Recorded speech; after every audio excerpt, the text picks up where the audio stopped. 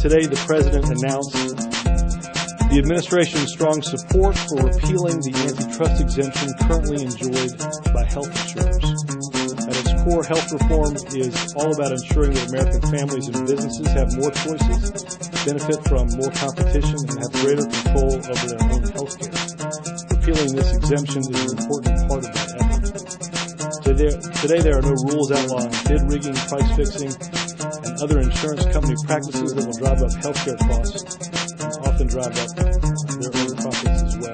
That was transmitted to Congress in a statement of administration policy as the House considers that legislation over the next couple of days. Weeks ago, a few months ago, the President said, I think in one of the weekly addresses, that it was time for Congress to consider repealing the antitrust exemption.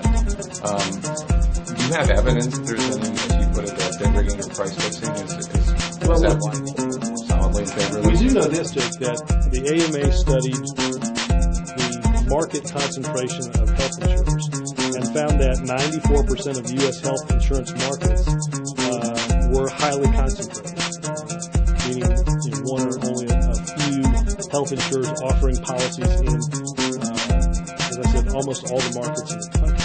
This allows DOJ and FTC the ability to look into, in complement with state insurance regulations, to ensure competitiveness.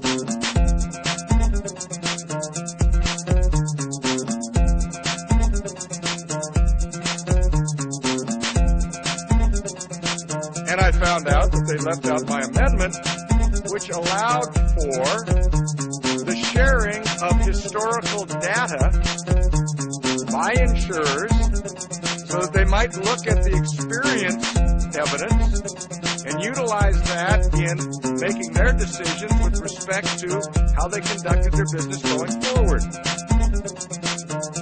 I had been assured that my amendment was not necessary because committee staff, our Judiciary Committee, had researched it, and they believed that no Justice Department would find that would be, that is, compiling historical data among the insurers, that nobody believed that the Justice Department of any administration going forward would find that to be non-competitive. Usually you come to the floor and you present an amendment to try and amend the bill to change it from the way it was reported out of the committee that did the work on it.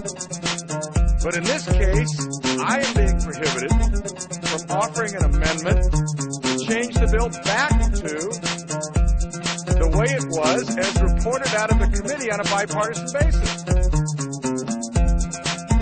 For whatever reason, the majority on the Rules Committee decided that an amendment that was cited by the Democratic chairman of the Judiciary Committee, Mr. Conyers, as an excellent clarifying amendment is not going to be here. It can go down on the floor and bash the insurance companies as well as anybody here. Let's just knock them all around here. The point is, we are making an adjustment in law, which is what is good for the people. So why not do it in an intelligent way, in a way that will actually assist in the marketplace and allow greater competition? Outside studies have said, if in fact this information is not allowed to be shared, collected together and shared among those in the industry, it might, they said might have the impact of harming the smaller insurance carriers.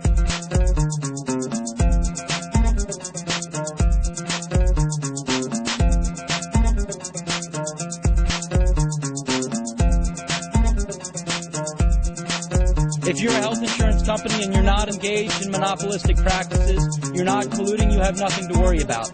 But if you are, be afraid. Be very afraid. Because you are no longer going to enjoy the monopoly protections you have enjoyed for 65 years.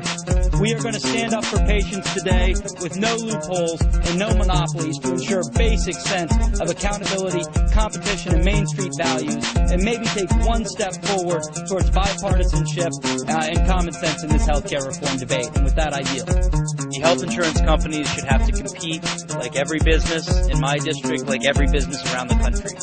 So we come together on a 2-page bill, front and back, only 24 lines long, that does something very simple.